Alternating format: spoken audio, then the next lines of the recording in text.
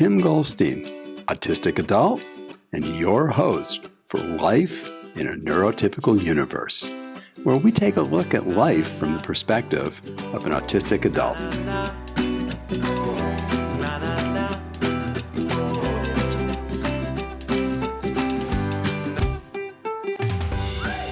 Today on Life in the Neurotypical Universe, we have Rebecca Beam from Zavikon. And I think Rebecca is one of the true experts in the autism and neurodiversity at workspace because of the amazing experience she has had of founding companies doing it, running companies doing it. So she's been on both the sourcing side, she's been on the managing side of this whole thing. So you've got a little introduction of a few of the things very generically. So Rebecca, tell us some more about yourself and some of the things you've done and some of your experience, and we'll just go from there. Thank you. Well, Tim, thank you for having me. It is a pleasure to be here with you because I love your work. Just a little bit about me and my journey. I spent most of my career as a technology recruiter. And I was during, that time, very, very passionate about people's careers. It was an opportunity to serve them, help them jumpstart their careers or build on their careers. And so that was the part of it that I enjoyed the most. And in 2013, I was tapped on the shoulder to be part of a founding advisory board for a Mindspark. And Mindspark was an organization where we trained adults on the autism spectrum to do software testing, and then we employed them. We grew that company together, and in 2018, we sold it to a German-based organization, and I became their president and CEO, leading U.S. operations. And it was during that journey that I really realized that there was a need for the new company I founded, Zavikon, in the world. My mission has always been about solving the unemployment, underemployment rate. I believe that can be done in a number of ways. One important way is vocational education, which is what we did at Mindspark, but also just having somebody out there advocating and educating employers on the benefits. So through Zavikon, I am an employment agency, and we work with placing anybody with any type of neurodivergent diagnosis. And we don't require a formal diagnosis. If somebody's self-diagnosed, that's fine with us. And we also work with other disabilities, helping them find meaningful employment where they can build their career and are given the same opportunity as anybody else. And, we place them in these opportunities. We want to take, their talents and skills and help them apply them in the workplace. And then we do it in a supported manner. And what that means is us supporting the employer. Oftentimes, it just boils down to education. And so we go in and we educate the employer on the individual's diagnosis or multiple diagnosis, and about them as a human and how they can support them for success. Many companies call them accommodations. We call them success factors. And we set those success factors up so that there is a mutual understanding of how best to work with the person. And we do this for at least 90 days with the employer. So we make sure that they're ready. We also use assistive technology to understand how the person's doing during the day so that we can stay on top or get ahead of an issue that might arise. Well, interesting. Two things I'm going to say. First off is I'm going to keep working on converting you to neurodistinct. And Chat GPT even agrees with me completely that it is a much better placing word in positioning people as sounding like something that's not weird. But I'm going to keep working on that. That's my long-term goal with you. But more interesting, you mentioned you started in 2013. And as far as I know, the initial corporate programs that started getting lots of visibility, which was SAP, Microsoft, that was 2015, 2016. So you were in the game before they even thought it was something they should start doing.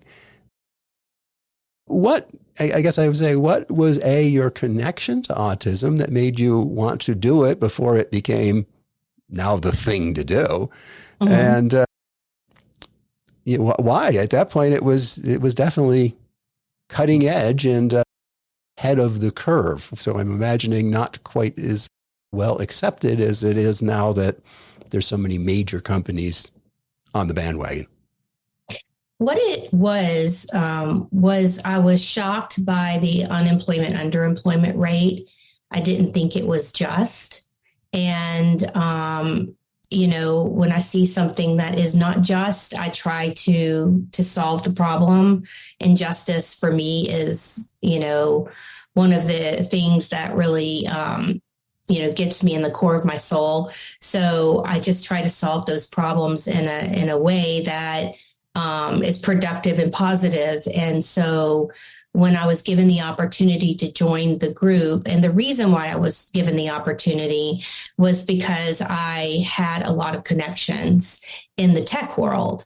And so I could use those connections to build clientele for the organization. And that's exactly what I did.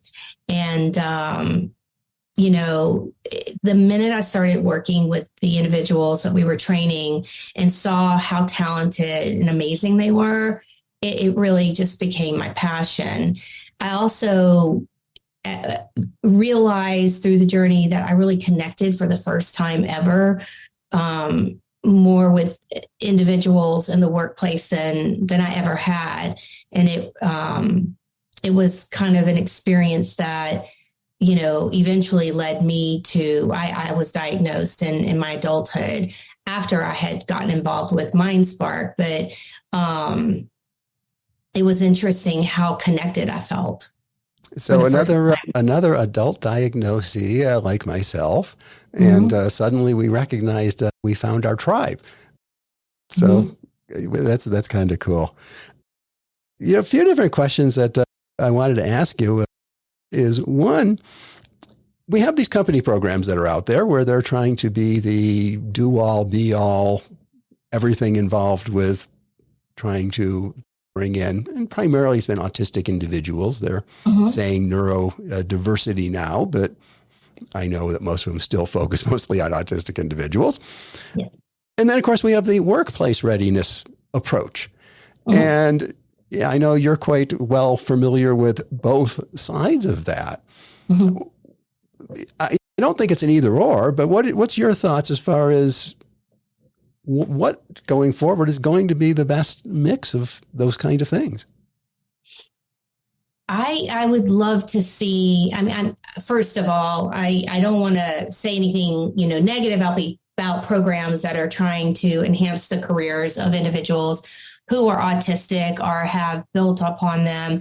Some, as you go through the journey, having the experience, with Mindspark, you learn and adjust from your mistakes. I see that some of these programs adjust and learn and share more than others. I think, first of all, that's really important that we share our best practices, we share what we've learned so that other organizations can not make the same mistakes.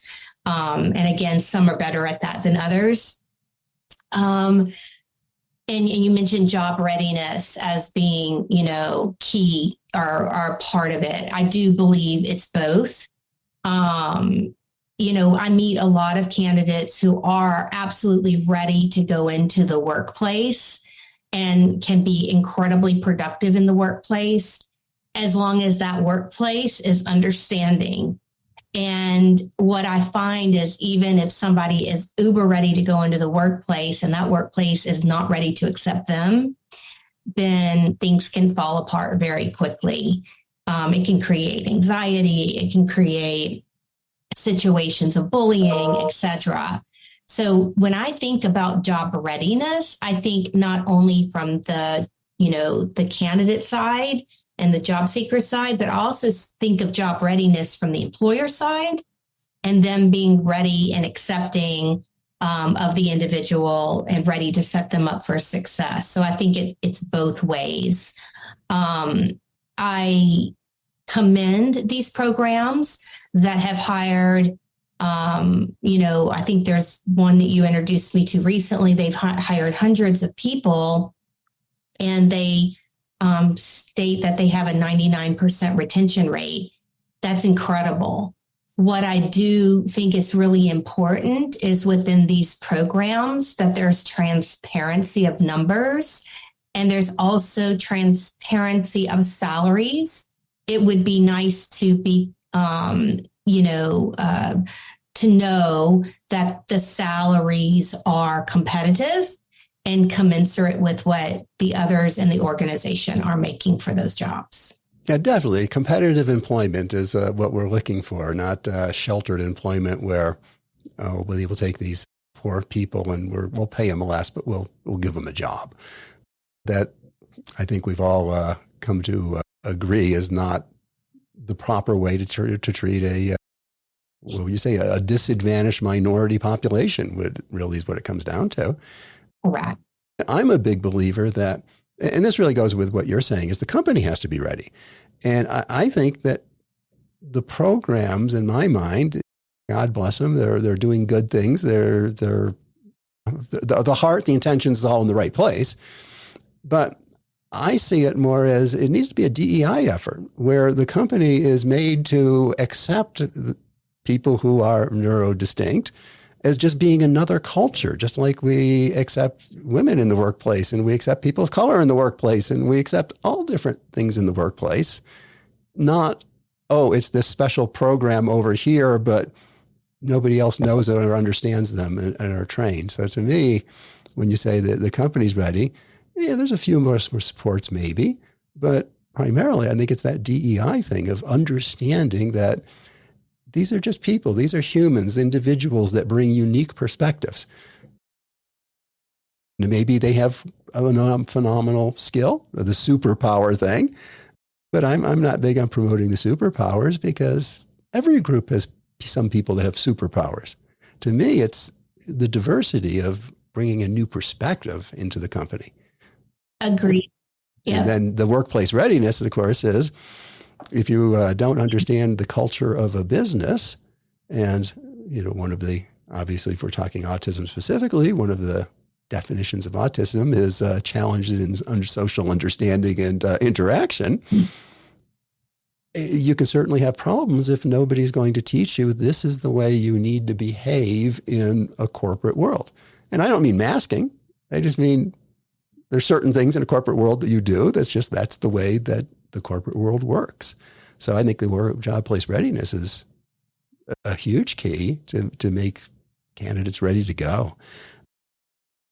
Kind of jumping around on topics, disclosing during interviews. What's your thoughts on an individual taking the interview without saying anything or taking the interview and disclosing?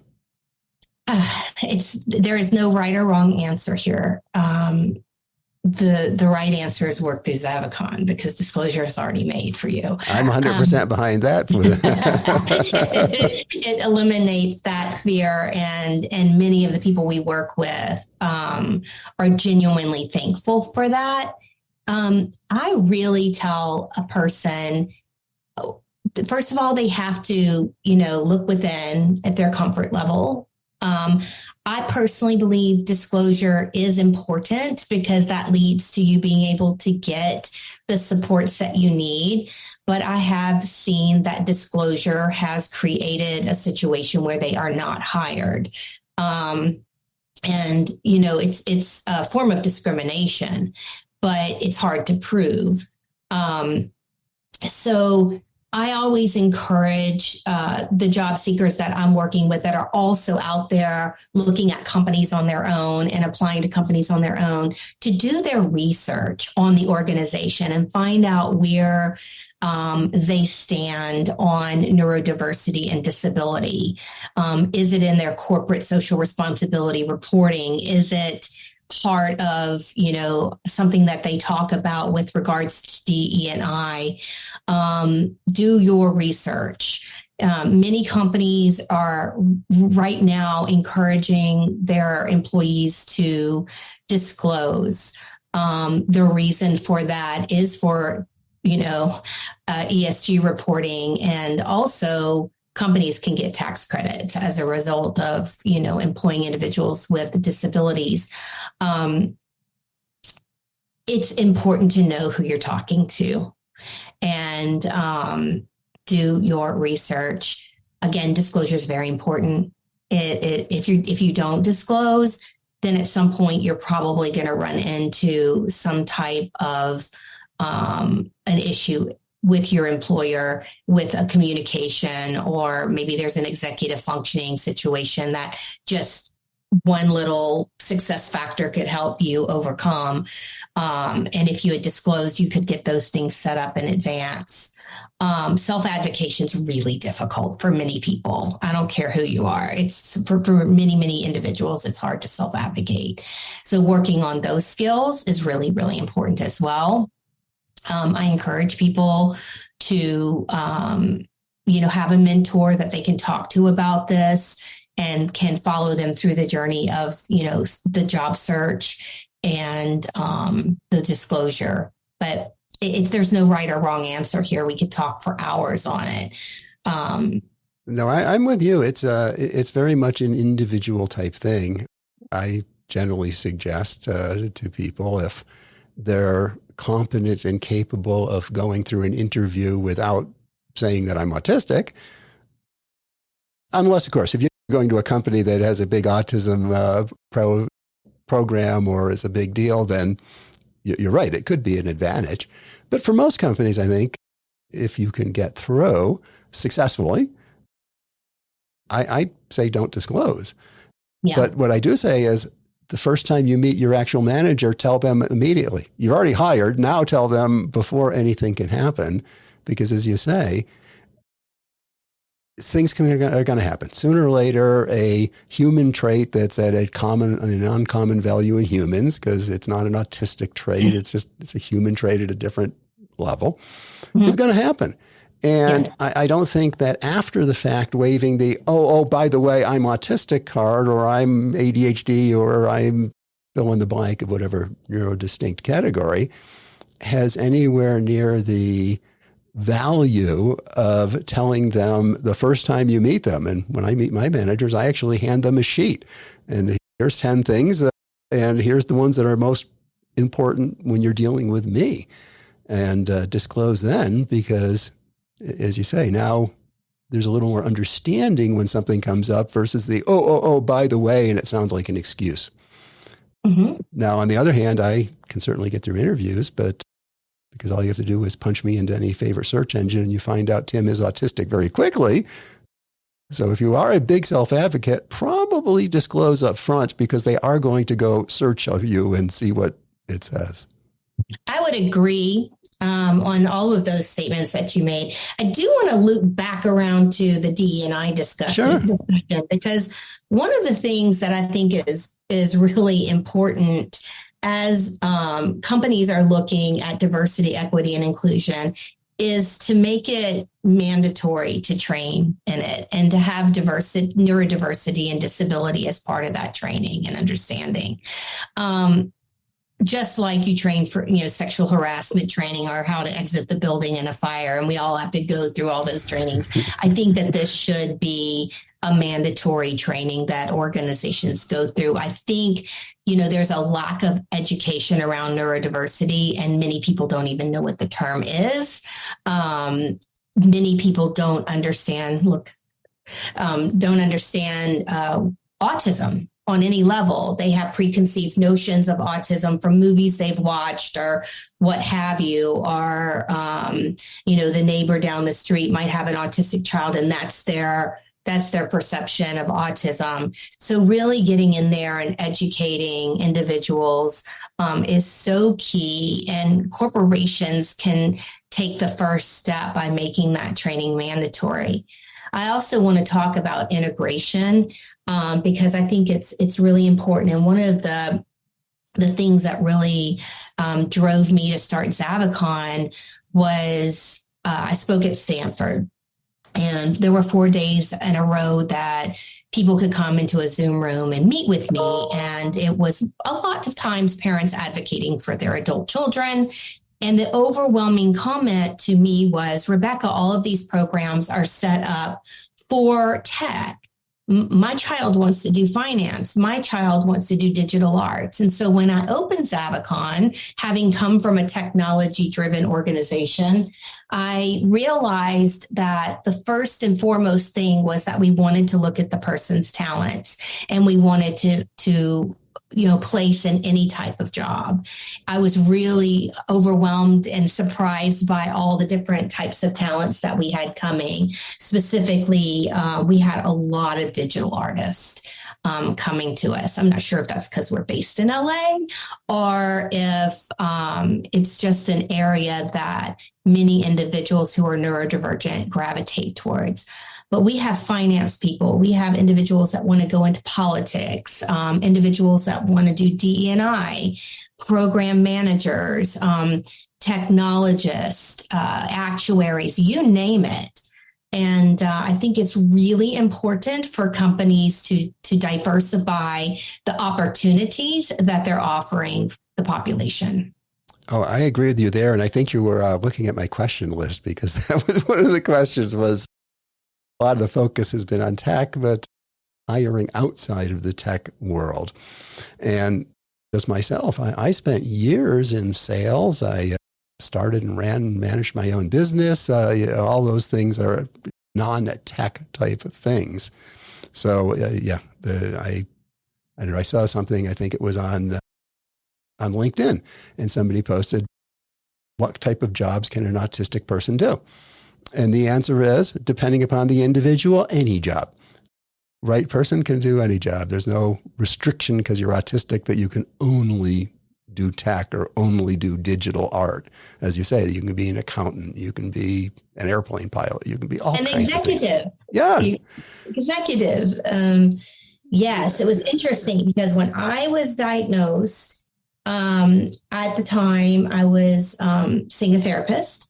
What led to my diagnosis was really just incredible amounts of debilitating anxiety. And so I'd gone to, sorry about that. I'd gone to, deal with that. And it was the psychologist that I'd met with that said, we should probably explore this.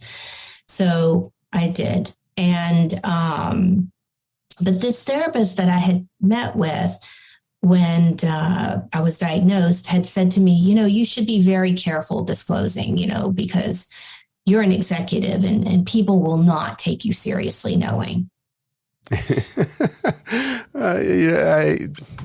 What can I say? I think most, particularly kids who have grown up knowing they were autistic, that's a very common thing they're told is don't tell anybody. Mm-hmm. And I think that is really, in the long term, that's harmful. I think we should be telling people, and we should be proud of who we are and what we bring because of that.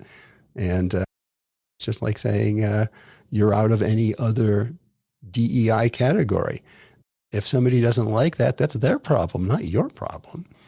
That's correct. Just looping back to the DEI thing, mm-hmm. I'm with you 100%. It should be integrated and part of DEI, but I think, to me, we've gone out of our way to make neurodiversity mysterious and hard to understand and challenging, that it's all this hocus pocus. And I know you and I have talked plenty of times, and it's really not a whole lot of hocus pocus. It's pretty straightforward. I think that we need to really position it as being a culture. And it's a lot like the LGBTQ plus culture. There's this big umbrella of LGBTQ plus, tongue twister. But within it, there's some very, very different subcultures within that overarching umbrella. And I think, to me, that's how neurodiversity works. Neurodiversity is this umbrella of simply saying these people think in non-traditional manners. Mm-hmm. And only non-traditional because neurotypicals tend to set the norms. We think differently, so it's non-traditional. Not that it's wrong. It can actually be the innovation you need. And then within it, there's autistics, there's ADHDs, there's dyslexic, there's all different groups who have very different aspects.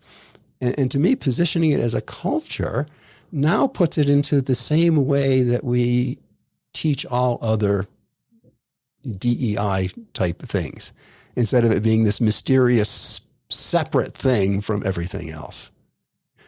So that's my soapbox. I agree 100%. And again, that lends itself to the training and education and incorporating that into the training and education so that people can understand it. It's not, when I start to speak with people who have no clue of what neurodiversity is, and I start to educate them on it, they're interested. They want to know more. They want to understand. It's not something that people don't want to acknowledge or care about because we're different. People genuinely want to know. They just haven't had the opportunity to have that education. And corporations have the budgets and the ability to solve that problem really fast with educating from the onboarding of an individual into their company and educating everybody within their company. Definitely. And I'm all for it expanding to more and more. And I see more and more DEI departments becoming the lead interest at the company of neurodiversity, as opposed to 4 or 5 years ago, it was hiring and technology sections that were the people that were leading the effort. So I think it's moving in the right direction. Another question is, when you have an individual, let's say they're fresh out of school and phenomenal grades, they took whatever their coursework was, something that is very marketable type thing. Again, it doesn't have to be tech. It could be any skill that there is, but they got very good grades in it. How would you balance the learning to interview successfully? So in other words, learning how to interact and get through an interview and get a job, compared to finding a company that has a program that will accept that maybe you don't interview well and they have to change their process. What would your advice be to that parent with the child that's trying to find out, that's in the transition age, or the transition age person themselves that's trying to get traction and figure it out? Well, I think both are equally important. So, when we work with many individuals that you just described, just coming out of school, starting out their career journey. And first of all, none of us know how to interview just coming out of school. Really, we don't. So that skill and that practice is really important on that side. So we will coach and work with individuals on how to interview, how to prepare for the interview, what are some of the common questions, but also how do you showcase what you can do in that job? What benefit do you give? And a lot of people have a difficult time selling themselves. So you have to prepare in advance on the things that you can say about yourself that will show the employer that you will be a great hire. So, but also on the employer side, I do believe that we have to be prepared to interview the person in a manner where we're setting them up for success. Now, I know there's a lot of companies out there that are, changing the way they interview in terms of like on the job, where somebody can come in and showcase their skills over the course of 3, 4, 5 days, what have you. I'm not completely on board with that concept, to be honest with you. I don't think it's necessarily a bad thing, but sometimes people don't have time to go and sit with you for 5 days and showcase their skills. It's a lot to ask from someone who's interviewing to do that. So I go back and forth on whether I think that's an effective way. But what I do think is an effective way is to prepare the interviewer for the individual and to ask for those success factors in advance of the interview. And I think that more companies can get into the practice of understanding, for all intensive purposes, what types of accommodations could they provide to the individual to set them up for success in the interview. And they can also many companies are afraid, well, if we do it for this person, we have to do it for all. Okay, do it for all. Because more often than not, people are going to ask for what is reasonable. And I think it's fair to not only the person who's interviewing, but it's also fair for the interviewer. I want to give a really great example of this because this is one of the key pieces of what Zavikon does to help people land the job. I have a young man who had passed 5 actuary exams on his own.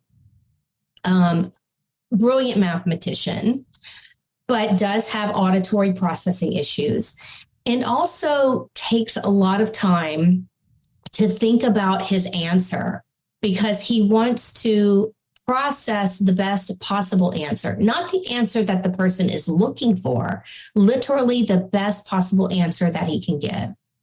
During that processing time, he will be silent, and that could be a minute to 2 minutes. For an interviewer, that to them could mean, well, he doesn't know the answer. He doesn't understand the question. He was just processing. He understood the question. If he didn't, he would ask for clarification.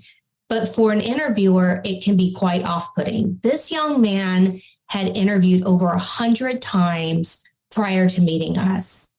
He was going to start looking for data entry jobs.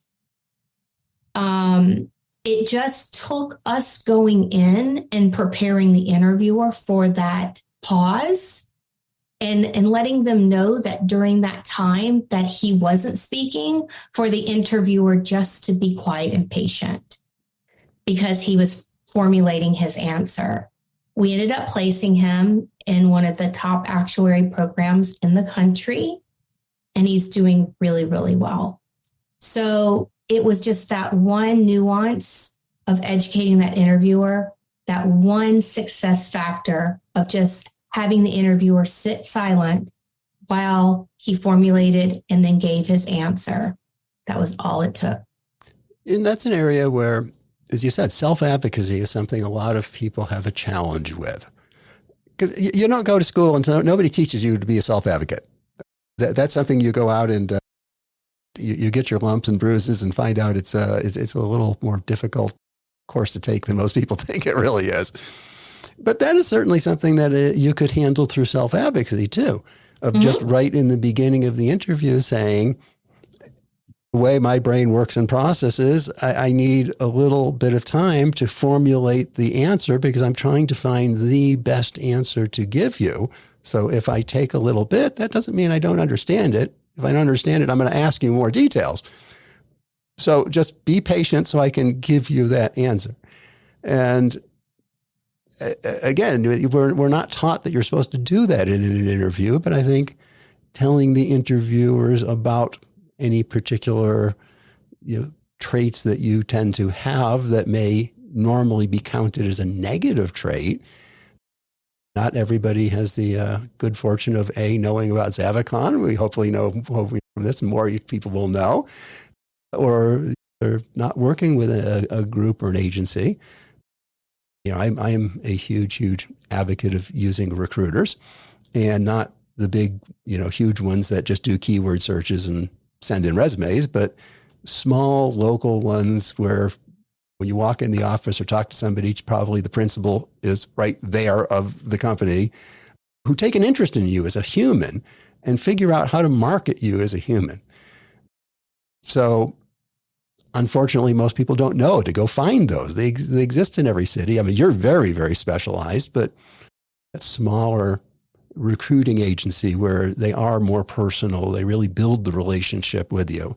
I think they exist in every city. Most of them just aren't neurodistinct oriented like you are. Right. They just, the way they work is, I call them professional career recruiters versus, oh, you'll make a lot of money, just keyword search and send out all this crap that everybody's going to delete anyways. Well, I've been noticing that some of, the more progressive companies are now, offering the opportunity for you to ask for accommodations in the interview. And it's front and center on their career pages, and they're allowing for that.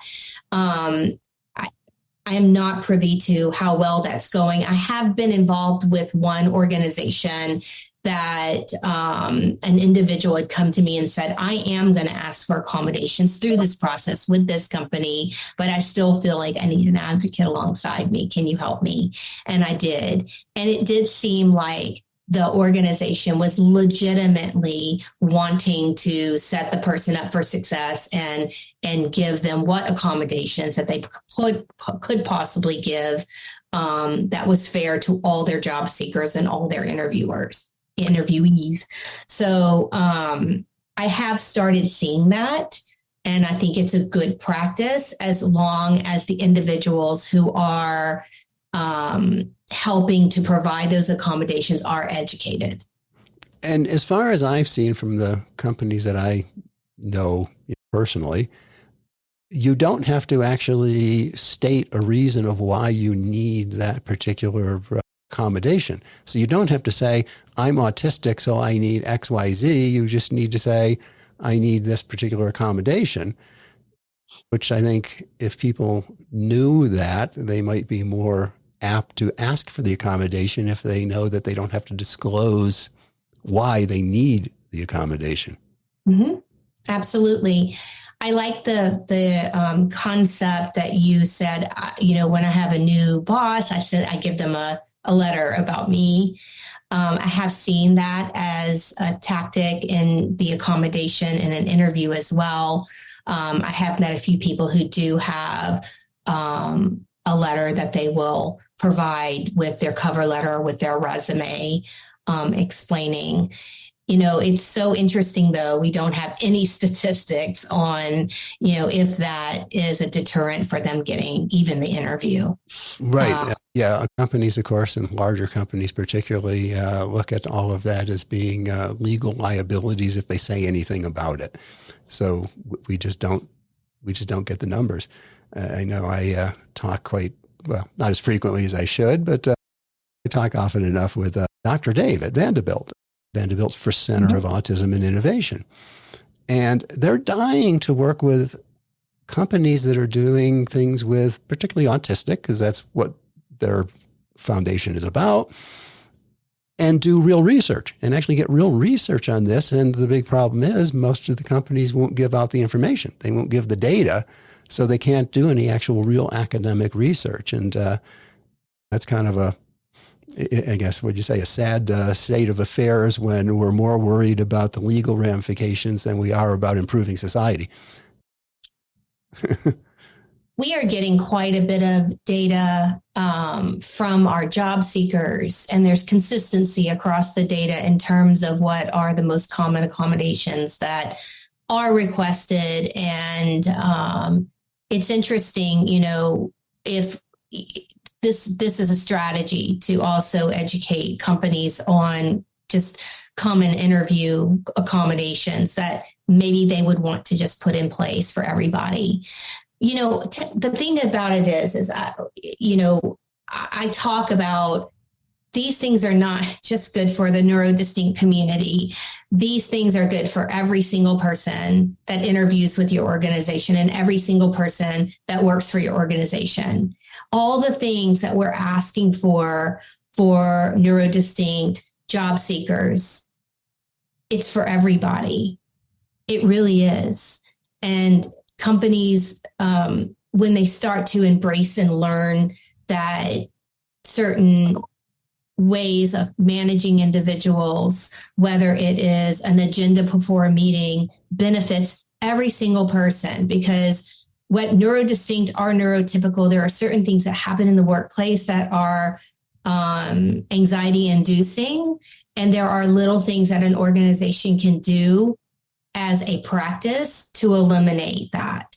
So looking at these things from a, human perspective, from a compassionate management perspective, and implementing them for all will be amazing, whether you're neurodistinct or neurotypical. I agree on the anxiety thing so much, and that cuts across all humans. I always like to talk about it as that should be the number one thing that a manager should manage is their employees' anxiety. And if they see the person is anxious, it's probably not the time to have that conversation right now. And it doesn't have to be somebody who is neurodistinct that has the anxiety. It could be somebody who's neurotypical, doesn't normally have high anxiety, but that morning the child care was not available. The car broke down. You tripped over the dog and tore your slacks on the way. Everything went wrong. And you get to work and you're just a bundle of nerves because it was a disaster of a morning. Not that that's their normal state, but that's their state right now. So yeah, I think more focus on managing anxiety and being aware of anxiety would make a huge difference of all employees, not just neurodistinct employees, because everybody has bad days and anxious times, and you're waiting to hear back from the doctor about tests that were done. You're probably a little anxious at that moment, or very anxious, and that could be anybody. Okay. That there's just so much. There's so much about this. So many things we can talk about. One thing you had mentioned, though, in the interviewing of the individual not understanding what it is that the interviewer really wants to hear. And my example of this is when I was writing my Geek's Guide to Interviews, the 15 critical items for the technical type, I first went and sat down with some of my geek buddies. And I think one probably was autistic, and two of them I don't think were, but they were definitely very, very good technical people. And we could have gotten this out of other people that were not technical, but I'm in the tech industry, so those were the people that I just happened to know. And I asked them, what do you feel is your biggest challenge when you're interviewing? And their answer that they all agreed on was getting the person to understand how skilled as a technician I really am. Now, when I did the book, I also interviewed recruiters like yourself. I interviewed hiring managers. I interviewed people in HR. I've been fired so many times, I knew a lot of people. And when I asked them, the number one reason they gave, and the question I always asked them was, you have somebody who has all the perfect qualifications for the role. What is it they did that they made them lose the job offer? And the overarching answer above anything was they didn't show enough interest in the job in the company. So here you have one group thinking they got to prove how technical they are, and you got the other group that's saying, I want to see some excitement and some life about they want to be here. Well, yes. And that is very important. And that's one of the things that I coach all of our job seekers on when they're preparing for the interview. They need to learn every single solitary thing they can possibly about the organization. They need to look at their products and services. They need to be familiar with who's at leadership. They need to be familiar with their corporate reports. If they're a smaller company, learn everything you can from their website, Google them, see if they have a blog, read what's important to them. It is preparation, and it is critical and key. And then also go in with questions that are of interest to you, that if they don't get answered in the interview, that you are prepared to show that you've done your research and that you have questions about the organization or about the position that you're interviewing for. And this is just interviewing 101. Everybody should be doing this to put the work in to show that they're truly interested in working for that company. I've seen so often in interviews where the question they ask you is phrased different ways, but basically comes down to, do you understand what we do as a company? Mm-hmm. And you don't have to know details by details, but you should at least know that you're into consumer products. I know you do electronics, but I know you have another division that does nuclear reactors, whatever it is. And then, of course, there usually isn't the details about the particular department and such you're going to go into. So that's always a great question, I think, to have in your quiver of questions of, okay, so now I understand generally what the company does. Tell me more what is about this specific department's role within that overarching of what the company does. And again, it shows that preparation, that you went and studied the company, you understand what they are, because companies want to hear from you that, at least I think they do, they want to hear from you that this is something I want to do. I love companies that, I love XYZ. I love what you're doing. I want to do that kind of thing. Now, where do I fit into that if I were to take this role? I also think that, unfortunately, but it is the fact that a lot of interviewers interview from a place of ego. And you can absolutely go online in most cases and look them up on LinkedIn and learn a little bit about them, and be prepared to, comment on something that they like or that you read on them or what have you, to feed that ego. It is a horrible thing for an interviewer to come from the place of ego. But if we did a study, and it's probably out there, I would say 99% too. So, it's really important that you know who you're interviewing with. If you have their name, look them up. And this is part of the preparation that Zavikon does for our interviewees. We help them and walk them through this research. We teach them how to do it as we're doing it with them, so that they understand the process of thinking through this for future interviews.